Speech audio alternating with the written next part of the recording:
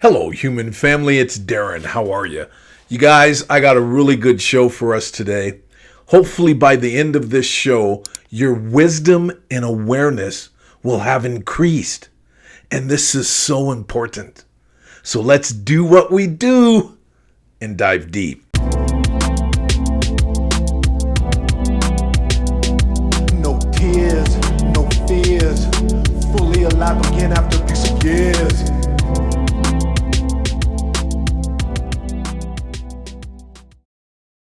You guys, the more research I do, the more I think that most psychologists and the whole industry, the whole academic world of psychology is full of narcissists, just like religion.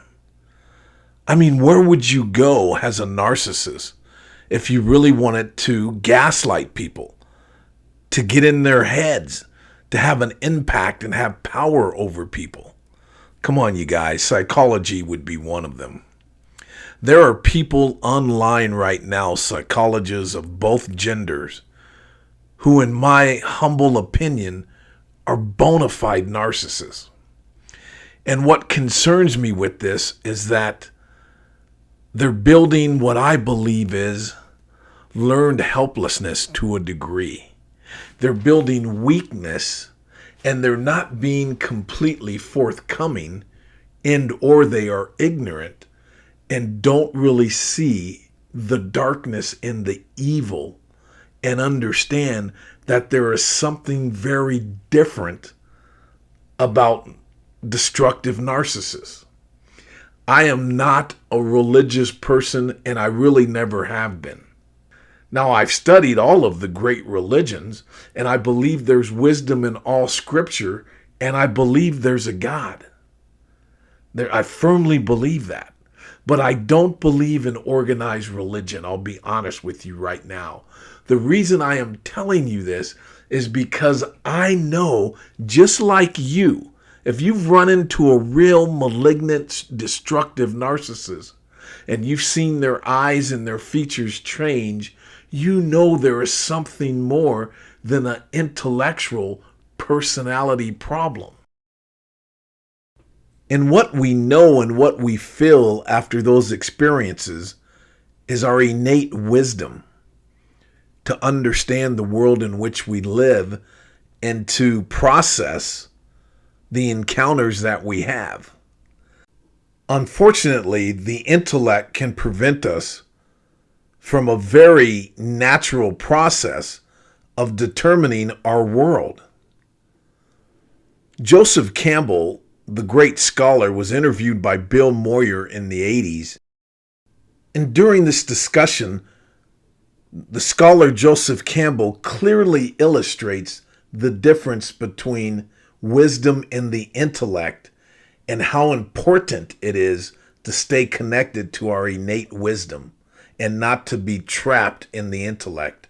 And when it comes to narcissistic abuse, I believe this is paramount. So let's take a look at this interview, you guys.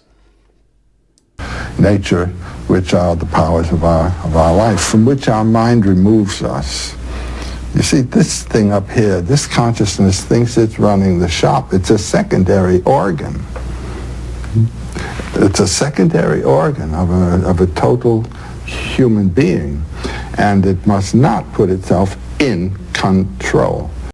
Now, here's one of the ways you can interpret what Joseph Campbell is saying there, is that our intellect is just a part of the totality of our existence, and it shouldn't run the show.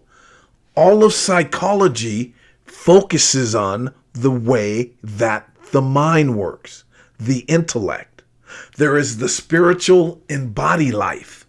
When we see people's eyes change, or they change the dimensions of their face, and they completely warp into an entirely different looking person in front of us, and there's something void inside them, this certainly would speak to what Mr. Campbell, what Dr. Campbell just said, that the intellect is a secondary organ. There is something much more important than the intellect, the spiritual part of our existence, the physical part of our existence.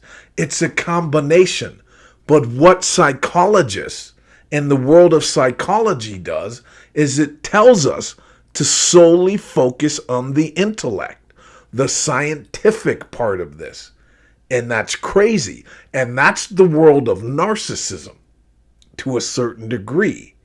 It has us look at only one angle of things that gives a certain person or persons the power to control the way that we think. Does that make sense, you guys? So let's continue. It must submit and serve the humanity of the body. Join me, and I will complete your training. When it does put itself in control, you get this father, the man who's gone over to the intellectual side. I'll never join you! If you only knew the power of the dark side. He isn't thinking or living in terms of humanity. He's living in terms of a system. And this is the threat to our lives. We all face it. We all operate in our society in relation to a system. Now, is the system going to eat you up and relieve you of your humanity? Or are you going to be able to use the system to human purposes? Psychology has become a system, a very hubris system, a system that can eat you up and relieve you of your humanity, which is being fully alive.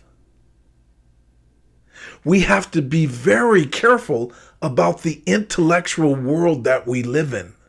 There are a lot of blind spots there. And we have to slow down and think about the information that we're digesting from everyone, including yours truly. We are thinking beings. We need to think. When some psychologist tells me the things that I've experienced and witnessed are irrelevant because they're anecdotal, I say, fuck you. How can they be anecdotal when people all over the world are experiencing the same behaviors, the same abuse? That statement from psychologists is ridiculous. These clinicians are off base and they're being arrogant. And they don't know what they're talking about, or there are narcissists. They are narcissists trying to control the narrative. Anybody that has really been around a malignant, destructive narcissism knows, or narcissist rather, knows that there is a darkness there that is sheer evil. It is more than a personality disorder. When I hear personality disorder, they come from, it's all in the intellect. And we have to be very careful not to buy into that rigid way of thinking. It's relevant in some areas, but it is completely erroneous and wrong in others. All right, you guys? So let's continue to hear what Joseph has to say. Would the hero with 1,000 faces help us to answer that question about how to change the system so that we are not serving it? I don't think it would help you to change the system, but it would help you to live in the system as a human being. By doing what? Well, like Luke Skywalker, not going over, but resisting its impersonal claims. Now, in the beginning of the clip, Joseph Campbell spoke about not trying to change the system, which means not trying to change the world. That what we should be focused on is changing ourselves to adapt to the world. Sentient human beings known as empaths and codependents, when we discover the world of narcissism and we've been surrounded by these evil, demonic people, we sometimes slip into a pout mode and that's the only way I can express it right now, but we become very angry at the world and we consciously decide, I can never be happy again because I was abused by these people and these people are everywhere. What I am trying to convey is that this should catapult you to wanting to be fully alive again, because it is only your light, your happiness, that destroys these people. And these are the most disgusting entities on the face of the planet. I literally mean that. I have witnessed mothers destroy their daughters and laugh and relish the process of it. These people are pieces of shit. And we want to talk about their intellect and talk about them intellectually, solely? Are you kidding me? See, most people haven't watched what happens to a mother and daughter with their very own eyes and have to study it and see just how evil these people are. I wish that on nobody. I had to do that with my own child. We grossly underestimate how evil these people are. So let's take a look at another clip, and I apologize for ranting, you guys. I just really am passionate about this. But I can hear someone out there in the audience saying, well, that's all well and good for the imagination of a George Lucas or for the scholarship of a Joseph Campbell, but that isn't what happens in my life. You bet it does. If the person doesn't listen to the demands of his own spiritual and heart life and insists on a certain program, you're going to have a schizophrenic crack-up.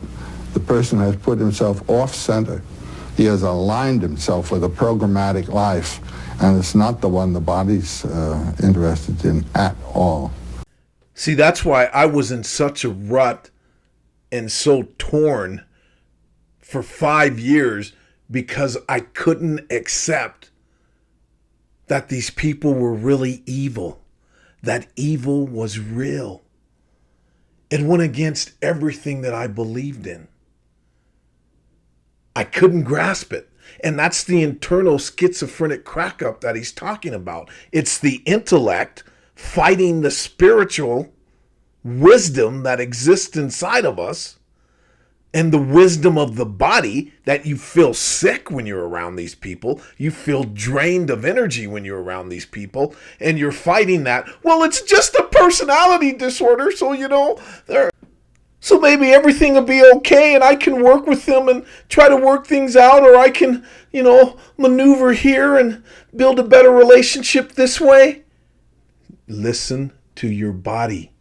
Listen to your wisdom, not just the intellect coming from all of these talking heads on YouTube. The world's full of people who have stopped listening to themselves.